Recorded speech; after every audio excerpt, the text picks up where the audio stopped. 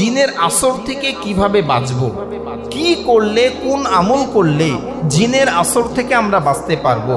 1 number, বাড়িতে কোরআন তেলাওয়াত করতে হবে। বাড়িতে কোরআন তেলাওয়াত বাড়িয়ে দিতে হবে। বাড়িতে যদি আপনি সুন্নত নামাজ পড়েন, নফল নামাজ পড়েন, তাহাজ্জুদ পড়েন, এ সকল নামাজে জোরে জোরে তেলাওয়াত করবেন। বিশেষ করে তাহাজ্জুদ নামাজ, সুন্নত বা নফল বা ওয়াজিব এগুলো যে বিধান আছে সেটাই করব। বিশেষ করে তাহাজ্জুদের নামাজ যে সকল মুরব্বীরা পড়েন, কোরআন তেলাওয়াত জোরে জোরে করবেন, এতে কোনো সমস্যা নাই। আবার দেখেন চাচি উঠে আবার আপনাকে আবার গরম না দেখায়, এটাও একটা বিষয় যে চাচি উঠে যেন গরম দেখা দেখে, পরিবেশের উপরে নির্ভর করে এটা করবেন। মূল কথা হলো যে বাড়িতে কোরআনের তেলাওয়াত বাড়িয়ে দিবেন। কোরআন তেলাওয়াত যে বাড়িতে হয় ওই বাড়িতে কোনো দুষ্টু জিন শয়তান ভর করতে পারে না, আসতে পারে না। বিশেষ করে সূরাতুল বাকারা বেশি বেশি তেলাওয়াত করার চেষ্টা করবেন, 1 নাম্বার। 2 নাম্বার, নামাজি হয়ে যান। আপনি যদি নামাজি হয়ে যান, 5 ওয়াক্ত নামাজ পড়েন, তাহলে দুষ্টু জিন আপনাকে আক্রমণ করতে পারবে না, আপনার কাছে আসতে পারবে না, ও আপনাকে দেখে ভয় সালাম দিয়ে পালাবে। তাহলে আমরা অবশ্যই নামাজি হয়ে যাব। 3 নাম্বার, সকাল সন্ধ্যার যে আমলগুলো আছে এই আমলগুলো নিয়মিত করব। 4 নাম্বার, এই জিনের আসর থেকে বাঁচার জন্য সবচেয়ে পাওয়ারফুল, সবচেয়ে শক্তিশালী আমল হলো আয়াতুল কুরসি। আয়াতুল কুরসি এমন একটি আয়াত, এই আয়াত পড়ে যদি আপনি ফু দেন, ও যত বড়ই জিনের বাদশা হোক আপনার সামনে সে নত হবেই। আল্লাহ এত ক্ষমতা দিয়েছেন এই আয়াতুল কুরসিতে, এত শক্তি দিয়েছেন। যদি তেলাওয়াত করতে নাও পারেন, ইউটিউব থেকে সার্চ দিয়ে নামিয়ে নেবেন। জিনে ধরেছে, কেউ উল্টাপাল্টা করছে, ওই আয়াতুল কুরসি প্লে করে দিবেন, দেখবেন তার খেল কি খেল শুরু করে। এজন্য এই আয়াতুল কুরসি আমাদের যাদের মুখস্থ নাই তারা অবশ্যই মুখস্থ করব এবং আমল করব। এই আয়াতুল কুরসির আমল কয়েকটি নিয়মে আমরা পাই। এর মধ্যে একটা হলো সকাল সন্ধ্যা। সকাল সন্ধ্যা বলতে ফজরের নামাজের পর এবং মাগরিবের নামাজের পর। ফজরের নামাজের পর এবং মাগরিবের নামাজের পর আমরা এই আয়াতুল কুরসি পড়ব, 1 নাম্বার। 2 নাম্বার, আয়াতুল কুরসির আমল হলো 5 ওয়াক্ত নামাজের পরে এর আমল করা, অর্থাৎ তেলাওয়াত করা।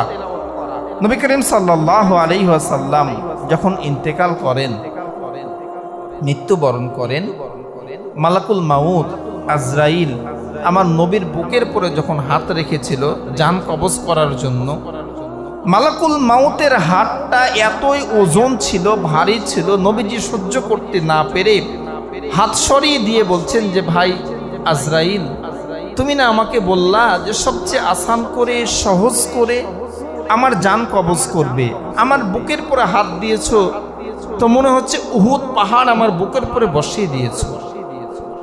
দ্বিতীয়বার আবার নবীর বুকের পরে হাত দিয়েছে, জান কবজ করবে। নবীজি সহ্য করতে না পেরে হাত সরিয়ে দিয়ে বলছে ভাই তুমি না বললা সবচেয়ে আসান করে আমার জান কবজ করবে, আমার বুকে হাত দিয়েছো তো মনে হচ্ছে আসমানটা আমার বুকের পরে পড়ে গেল। আবার চেষ্টা করছে, আবার নবীজি হাত সরিয়ে দিচ্ছে। দয়ার নবী, মায়ের নবী মালাকুল মাউত আজরাইলকে বলে ভাই আজরাইল, তুমি না বলেছো সবচেয়ে আসান করে আমার জান কবজ করবে, এটা যদি হয় সবচেয়ে আসান, তাহলে আমার গুনাহগার উম্মতের জান কত কষ্ট দিয়ে তুমি কবজ করবে, তারা কতই না কষ্ট পাবে। সবচেয়ে আসান করে তুমি বললা আমার জান কবজ করবা, তুমি আমার বুকে হাত দিচ্ছ তো আমি সহ্য করতে পারছি না, তো আমার গুনাহগার উম্মতকে কত কষ্ট দিয়ে তুমি জান কবজ করবে। তো সে সময় আজরাইল ফেরেশতা নবীকে বলেছিলেন, ইয়া রাসূলুল্লাহ, ইয়া হাবিব আল্লাহ, নবী গো, বিদায় মুহূর্তে আপনার উম্মতদেরকে বলে যান, তারা যদি 5 ওয়াক্ত নামাজের পরে আয়াতুল কুরসি পড়ে, আমি আজরাইল কথা দিচ্ছি তাদের জান এমনভাবে কবজ করব তারা টেরই পাবে না। সুবহানাল্লাহ। কোনো মানুষ যদি 5 ওয়াক্ত নামাজ পড়ে আয়াতুল কুরসি পড়ে, তাদের জান এমনভাবে মালাকুল মাউত আজরাইল কবজ করবে সে বুঝতেই পারবে না। এজন্য 5 ওয়াক্ত নামাজ পড়ে আয়াতুল কুরসি পড়ে আমরা বুকে ফু দিব। তাহলে 1 নাম্বার হলো সকাল সন্ধ্যা, 2 নাম্বার 5 ওয়াক্ত নামাজের পর। 3 নাম্বার, রাত্রিবেলায় ঘুমানোর সময় যদি আপনি আয়াতুল কুরসি পড়ে ঘুমান, আল্লাহ রাব্বুল আলামিন আপনার বাড়িতে একটা রহমতের ফেরেশতা নিযুক্ত করে দিবেন, যে ফেরেশতা আপনার বাড়িকে পাহারা দিবে।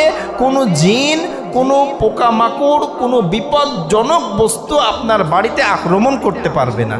সুবহানাল্লাহ। হযরত আবু হুরায়রা রাদিয়াল্লাহু তাআলা আনহু থেকে একটা হাদিস বর্ণিত আছে এই রাত্রিবেলাতে আয়াতুল কুরসি সম্পর্কে। একবার গনিমতের কিছু মাল এসেছে নবীর দরবারে, তো নবীজি হযরতে আবু হুরায়রাকে দায়িত্ব দিলেন যে আবু হুরায়রা, এই গনিমতের এই জাকাতের মালগুলো তুমি রাত্রিবেলায় পাহারা দিবে। আবু হুরায়রা রাদিয়াল্লাহু তাআলা আনহু মালগুলো পাহারা দিচ্ছেন। তো মানুষরূপী একজন এসে, মানুষের মতো এসে ওখান থেকে কিছু মাল, কিছু খেজুর সে গুছিয়ে নিয়ে চলে যাচ্ছে। আবু হুরায়রা ওনাকে ধরে বলছে, কি ব্যাপার, এই মাল তো জাকাতের মাল, গরিবের মাল, তুমি এগুলো চুরি করছো কেন, এখান থেকে নিয়ে যাচ্ছ কেন? তো উনি বলছেন যে আমি খুবই ক্ষুধার্ত, আমি কয়েকদিন যাবৎ কিছু খাই না, আর এই মাল তো গরিবের মাল, জাকাতের মাল, আমিও তো একজন গরিব। আল্লাহর রাস্তায় তুমি যদি আমাকে ছেড়ে দাও তাহলে আমার বাচ্চাগুলো খেয়ে বাঁচবে। আবু হুরায়রা রাদিয়াল্লাহু তাআলা আনহুর মায়া হয়েছে, তাকে ছেড়ে দিয়েছে। সকালবেলায় নবীর দরবারে যেয়ে বলছেন, ইয়া রাসূলুল্লাহ, ইয়া হাবিবাল্লাহ, নবী গো, রাত্রিবেলাতে এমন একজন ব্যক্তি এসে কিছু খেজুর নিয়ে চলে গিয়েছে। নবীজি বললেন, ও সামনে রাত্রে আবার তোমার কাছে আসবে। আবু হুরায়রা রাদিয়াল্লাহু তাআলা আনহু বলেন, যখন নবীজি বলেছেন সে সামনে রাত্রে আবার আসবে, আমার বুঝতে বাকি নাই যে সামনে রাত্রে সে আবার আসবে, সে অবশ্যই আসবে, যেহেতু নবী বলেছেন।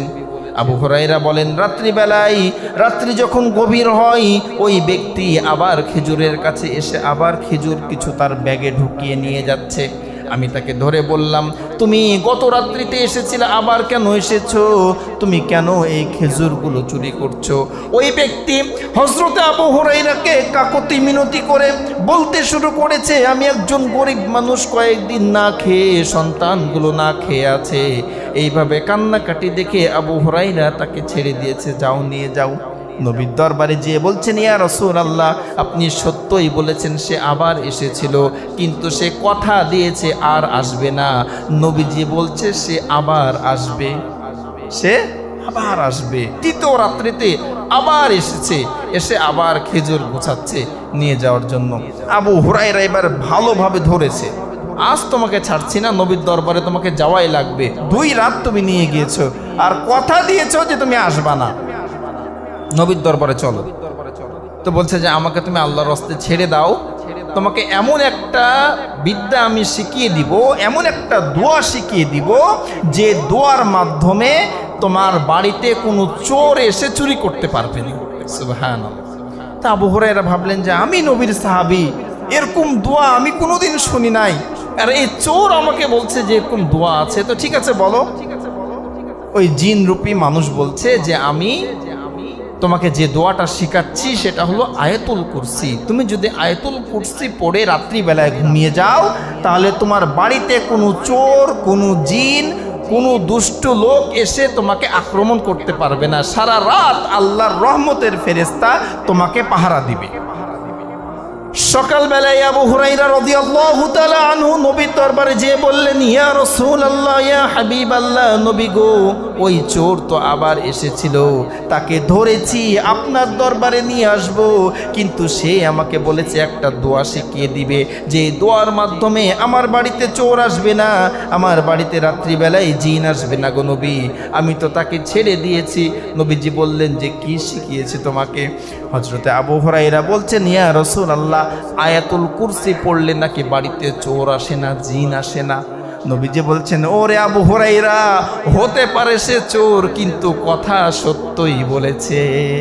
সুবহানাল্লাহ। হতে পারে চোর, কিন্তু কথা সত্য, যে রাত্রিবেলাতে যদি আয়াতুল কুরসি পড়া হয় বাড়িতে কোনো চোর আসবে না, কোনো জিন আসবে না। তাহলে আমরা আয়াতুল কুরসির আমল করব ইনশাআল্লাহ। 5 নাম্বার, 3 কুলের আমল করব। 3 কুল 3 বার করে পড়ে আমরা শরীরে ফু দিব। যদি কাউকে জিন আসর করে, সূরা ইখলাস, সূরা ফালাক, সূরা নাস, এই 3টা সূরা 3বার করে পড়ে আপনি ফু দিবেন, ইনশাআল্লাহ চলে যাবে। 6 নাম্বার, খাবারের সময় অবশ্যই বিসমিল্লাহ বলে খাবেন।